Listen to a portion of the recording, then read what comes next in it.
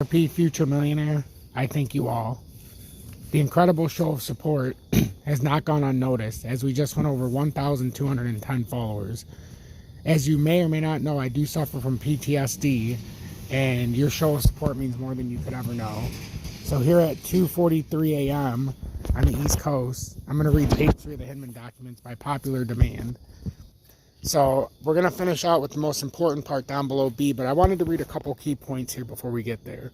So speech documents are communications between client and counsel. Director Hinman is a government official seeking advice about the regulation of digital assets, and what he could say about it in speech was a client of the SEC's attorney in cases applying the attorney-client privilege course routinely recognize that government officials are clients and agency counsel are their attorneys.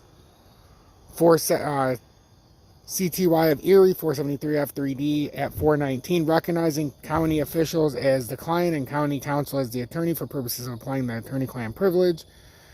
And then it also says attorney-client protected, or attorney-client privilege protected an office director's request to chief counsel for a legal opinion and deputy chief counsel's preliminary legal opinion to the associate administrator, Coastal State 617F2D. Recognizing that in the government, the client is by nature a group of government officials.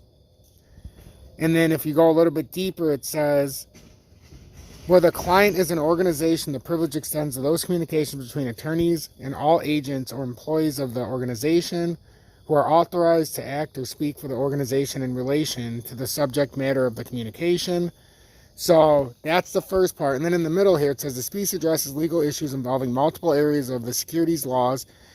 It was entirely appropriate, therefore, for Director Hinman to seek to protect the interests of the SEC by obtaining legal advice from SEC attorneys and court, fin, and other officers and divisions about the speech. So that's how they're looking at it. And then below B, all of the drafts were kept confidential as they were only shared with SEC officials and employees.